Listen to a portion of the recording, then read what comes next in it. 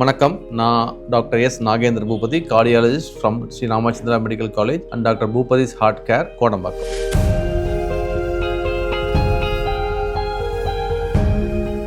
ரத்த கொதிப்பு அப்படின்னா என்ன? ரத்த கொதிப்பு இஸ் நத்திங் பட் ஒரு லேமேன் டெர்மினாலஜி சொல்லணும் அப்படின்னா it is the pressure against which the heart is working. அது எவ்வளோக்கு எவ்வளோ அதிகமாகதோ அவ்வளோக்கு எவ்வளோ டேமேஜ், ரொம்பவும் கம்மியானாலும் டேமேஜ் நல்லது இல்லை. Let's go back to history. 1931 British medical journal அப்படின்னு ஒரு பெரிய ஃபேமஸான ஜேர்னல் இன்னும் இருக்குது. அந்த ஜேர்னல் என்ன சொல்லியிருந்தாங்கன்னா, அந்த ஜேர்னலோட எடிட்டர் எழுதுறாரு, the greatest danger to human with high blood pressure lies in its discovery because then some fool is certain to treat and reduce it அப்படின்னு சொல்றாரு. 1931 ஒரு ஆவரேஜ் ஹியூமன் பீயிங்கோட சர்வைவல் அக்ராஸ் த வேர்ல்டே 50 வயசு தான் மேக்ஸிமம், 45 50 வயசு. So 1931 BP யாராச்சும் கண்டுபிடிச்சு அதை ட்ரீட்மெண்ட்டா பாவம்னு நினைச்சோம். அடுத்து இப்போ இந்த போட்டோவை பார்த்தீங்கன்னா 1945 செகண்ட் வேர்ல்டு வார் பக்கத்தில் ரைட் டு லெஃப்ட் யார் யார் இருக்கா? வின்ஸ்டன் சர்ச்சில், சென்டர்ல பிராங்க்லின் ரூஸ்வெல்ட், சைடுல ஸ்டாலின் இருக்காரு. இந்த ஃபேஸை க்ளோஸா பார்த்தீங்கன்னா உங்களுக்கே தெரியும், ரூஸ்வெல்ட் கொஞ்சம் டல்லா சிக்கா இருக்க மாதிரி இருக்காது. ஏன் அப்படின்னா அந்த மீட்டிங் போனப்ப அவரோட பிளட் ப்ரெஷர் இங்க பாருங்க 1935 ஆரம்பிச்சு அப்படியே கிராஜுவலா இன்க்ரீஸ் ஆகுது. அந்த யால்டா மீட்டிங் ரொம்ப ஃபேமஸான மீட்டிங், அதுல தான் ஃபேட் ஆஃப் வெஸ்ட் ஜெர்மனி என்ன பண்ணு டிசைட் பண்றாங்க. அதுல பாத்தீங்கன்னா அவரோட பிளட் ப்ரெஷர், மேல இருக்க பிளட் ப்ரெஷர் சிஸ்டாலிக் பிளட் ப்ரெஷர்னு சொல்லுவோம், அது 250 இருக்குது.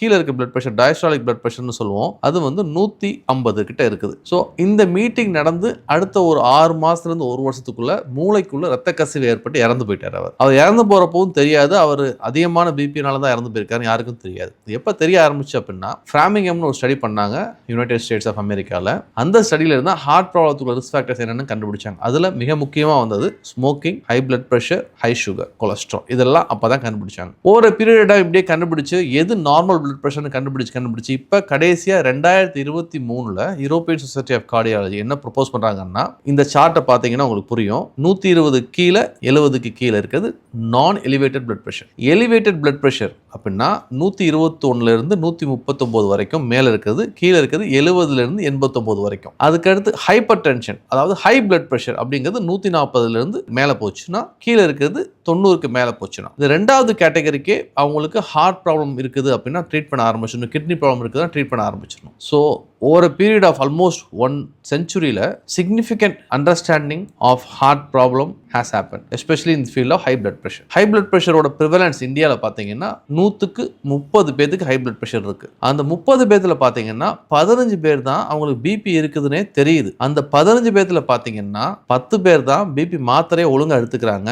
அந்த 10 பேர்ல 5 பேர் தான் பிபியை கண்ட்ரோலா வச்சுக்கிறாங்க. பாக்கி பிபி இல்லாதவங்களுக்கெல்லாம் பிபி நார்மலா இருக்கா அப்படின்னு பாத்தீங்கன்னா நார்மலா இல்ல. சிக்னிஃபிகன்ட் 50-60% பேத்துக்கு பிபி வந்து ப்ரீ ஹைப்பர் டென்ஷன் ஸ்டேஜ், அதாவது எலிவேட்டட் பிளட் பிரஷர் ஸ்டேஜில் இருக்குது. அதாவது இன்னும் கொஞ்ச நாள் அவங்களோட ஹெல்த்தை ஒழுங்கு அவங்க பார்த்துக்கலைன்னா அவங்களுக்கு blood pressure, high blood pressure வந்துடும். இதுதான் இந்தியன் டேட்டாவும் சொல்லுது. இப்போ ஏன் இதை நம்ம கண்டுபிடிக்கணும் அப்படின்னா, ஹை பிளட் பிரஷர் வர்றதுனால என்னென்ன தீமைகள் நம்ம உடம்புக்கு ஏற்படலாங்கன்னு நமக்கு தெளிவாக தெரியணும். ஹை பிளட் பிரஷர் வந்துச்சு அப்படின்னா கண்ணுக்குள்ள டேமேஜ் ஏற்படலாம், கண் பார்வை போயிடலாம், மூளைக்குள்ள ரத்த கொதிப்பு அதிகமாக ரத்த கசிவு ஏற்பட்டு இறந்தே போயிடலாம். நம்மளுக்கு தெரிஞ்ச ஒருத்தவங்க ஃபேமிலியில் யாராச்சும் ஒருத்தவங்களுக்கு மூளைக்குள்ள ரத்த கசிவு ஏற்பட்டு இறந்து போயிட்டாங்கன்னு சொல்லுவாங்க. அது எதனால? மிக முக்கியமான காரணம் ரத்த கொதிப்பு தான். மூணாவது, இப்படி ரத்த குழாயில உள்ள இருக்க இன்டிமான்னு சொல்லுவோம், அதை வந்து எண்டோத்தெலியம்னு சொல்லுவோம். எண்டோத்தெலியல் டிஸ்ஃபங்க்ஷன் கொண்டு வந்து கொலஸ்ட்ரால் உள்ள படிய ஆரம்பிச்சு மூளைக்கு போற ரத்த குழாயில ரத்தம் கம்மியா போயிடுச்சு அப்படின்னா பக்கவாதம் வரலாம். அதே கொலஸ்ட்ரால் படிவு ஹார்ட்ல ஏற்பட்டுச்சுன்னா ஹார்ட் அட்டாக் வரலாம். அதே படிவு காலுக்கு போற ரத்த குழாய் இல்ல கிட்னிக்கு போற ரத்த குழாய் ஆச்சுன்னா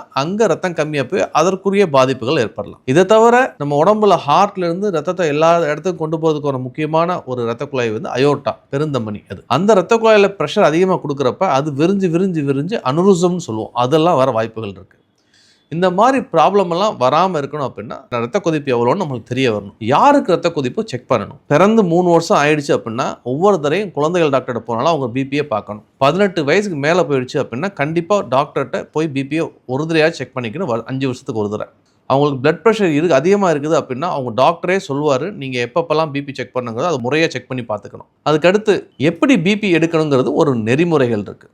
எல்லா American guidelines, European guidelines, Indian guidelines எல்லாருமே தெளிவாக சொல்கிறாங்க. பிபி பார்க்கறதுக்கு முன்னாடி ஒரு நல்ல சேரில் உட்காந்துக்கணும், பேக் சப்போர்ட் இருக்கணும், கால் சப்போர்ட் இருக்கணும், கை சப்போர்ட் இருக்கணும். இந்த மாதிரி உட்காந்துட்டு தான் பிளட் ப்ரெஷர் பார்க்கணும். பிபி பார்க்கறதுக்கு 1/2 hourக்கு முன்னாடி எதுவும் சாப்பிட்டு இருக்கக்கூடாது. தண்ணியை தவிர எதுவும் குடிக்கக்கூடாது. பிபி ஒவ்வொருத்தவங்களோட உடல் பருமனும் மாறுபடும். அவங்க கைக்கு ஏற்ற மாதிரி உள்ள கஃபை அவங்க டாக்டர்கிட்ட கேட்டு பரிந்துரை பண்ணி வயிற்றில் வாங்கிக்கலாம். இதை ஹோம் பேஸ்ட் பிபி மானிட்டரிங் சொல்கிறோம். இது one of the best methodology to monitor the blood pressure and keep it under control. அந்த மாதிரி உட்காந்ததுக்கு அப்புறம் 5 நிமிஷம் உட்காந்துக்கணும். அதுக்கப்புறம் தான் பிளட் ப்ரெஷர் பார்க்கணும். குறிப்பிட்ட நேரத்தில் பார்க்கணும். இன் ஜென்ரல் காலையில் எந்திரிச்சு யூரின் போனதுக்கு அப்புறமா பார்க்கணும், இல்லை நைட்டில் தூங்குறதுக்கு முன்னாடி பார்க்கணும். இந்த மாதிரி எல்லாம் பார்க்கல அப்படின்னா பிபி தப்பாவோ இல்லை அதிகமாகவோ இல்லை தப்பாக கம்மியாக காமிக்க வாய்ப்புகள் இருக்குது. தப்பாக அதிகமாக காமிக்கிறதுக்கு தான் நிறைய வாய்ப்புகள் இருக்குது. அதனால தான் இந்த நெறிமுறைகளை ஃபாலோ பண்ணி பிபி நம்ம மெஷர் பண்ணணும். சில பேஷண்ட்ஸ் எங்கிட்ட ஆட்டோமேட்டிக் பிபி மெஷர்மெண்ட்ஸ் இருக்குது சார், வீட்டில் நாங்கள் இங்கே பார்ப்போம்னு சொல்லுவாங்க. இங்கே பார்க்குற மிஷின் அவ்வளோ வேலிடேட்டட் இல்லை. நாங்கள்